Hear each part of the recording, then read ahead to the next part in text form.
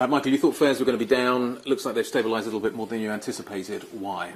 Well, they're still down. I mean, they're down 5%. It looks like they'll be down around 5% during the September quarter. We originally thought it could be worse than that. I don't know why they've stabilised, but they're still down on last year. So people are flying with Ryanair in vast numbers, but at lower prices than they paid in summer 2023, which is good news for our customers, not so good news for our shareholders. Sign that the consumer's weakening?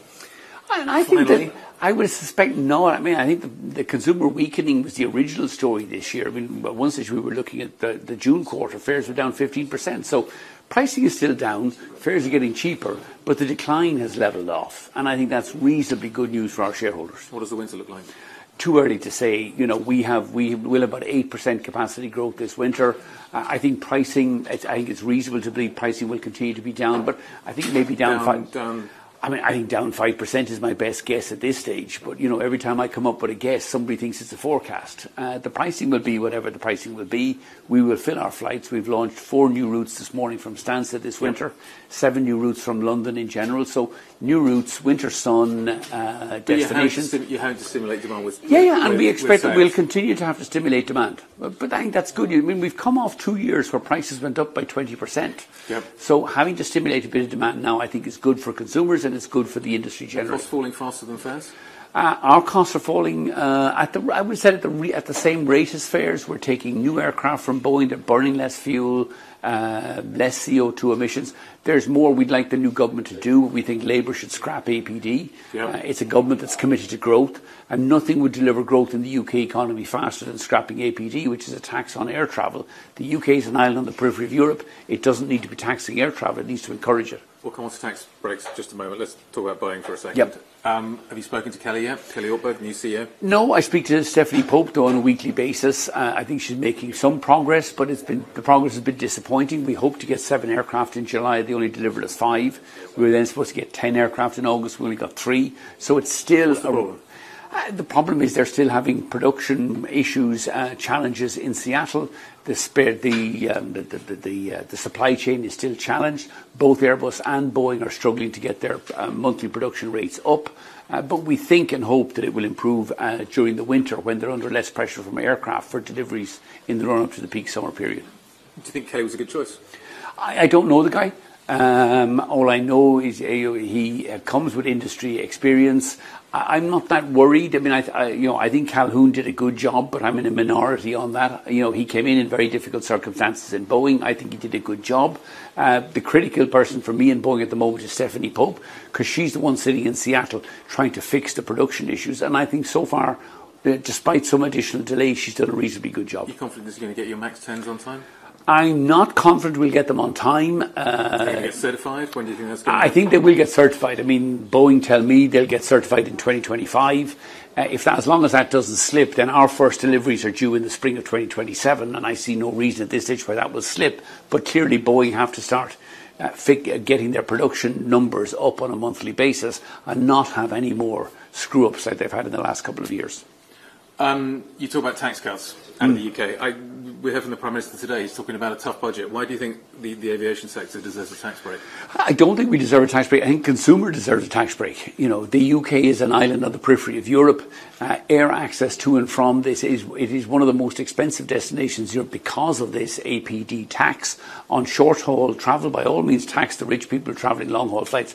But if you really want to get the UK economy growing again, which is what Labour have committed to, scrap APD on the short-haul flights to and from Europe. Isn't the real problem in the UK that the air traffic control system isn't capable of delivering what you need it to? It is. It's just badly managed. I mean, you know, we're short air traffic controllers. The recruitment and training process is deficient. The way they're rostered is poor. We've been calling for management changes at UK NATS now for 2 years, and we would like to see senior management changes within NATS. How was the summer? From an operational point of view? From an operational point of view, ATC has been a nightmare. You know, across Europe, not just here in the UK. ATC fees have gone up 15% in the last 3 years. European flights are at 5% less than they were in 2019. Yep. But the number of ATC delays, ATC delays and cancellations are 3 times in summer 24 what they were in summer 23. So we're paying more for a poorer service. And that's typical of anything that's government owned and run across Europe. Would you pay more to get it fixed? I would pay more to get it fixed. although I don't believe we have to. This is a labour issue and it's a management issue, and the management of ATC across Europe is dreadful. Because it's government owned and government controlled. It should be deregulated and privatised and let professional managers run the thing. It's not a complicated service they produce, but anything that's run by government will be mismanaged. What do you want from the next Commission? Reform of ATC, two things. Properly staffed, fully staffed for the morning first wave of flights every day during the summer. Don't all disappear on Saturdays and Sundays. And two, protect overflights during days of national ATC strikes. And then we would also like to see a fair regime of environmental taxation. We have this bizarre system in Europe where we only tax short-haul flights, and the people travelling on long-haul flights, the rich Americans, Chinese, Russians coming to Europe, don't pay any environmental taxes. They should all pay their fair share. Long-haul should be brought into the environmental taxation net so that everybody pays their fair share. In terms of where this all puts us, you are calling for extra capacity. You want to grow the business. Yep.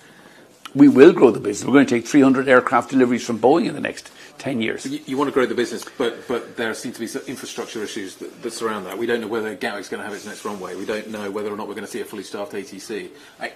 You're bumping up against already the limitations that the infrastructure provide you with. How do you get around that? Well, they're not. I mean, Stansted has plenty of room to grow. London City has just had a 50% increase in its.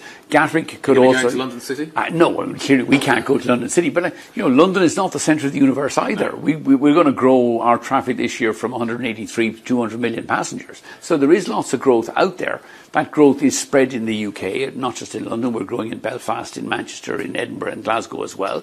So it is regional growth. It's not just concentrated on London. We would like to see these infrastructure pinch points fixed. I mean, I think the next runway in London will be in Stansted, not in Gatwick or in Heathrow. But it doesn't much matter where it is, as long as there's additional spare capacity in London. And governments should have an infrastructure plan. London has messed around for 30 years over where the next runway is going to be. The runway in Stansted was built in 1991, 30 years ago. Thankfully, Boris is gone, because he never had a plan for infrastructure anyway. And we hope that the new Labour government will come up with that infrastructure plan. Do lower interest rates stimulate air demand? I think no, but lower interest rates would stimulate a bit more consumer confidence, a bit more consumer spending. Now, there's no doubt that higher interest rates this summer have depressed consumer spending. That's why we blame, while we're carrying more passengers this year, people are paying lower airfares. There is some price resistance out there, and we think lower interest rates would ease that into summer of 25 and summer 26. Michael, thank you very much indeed. Thank you, Guy. Good to see you again.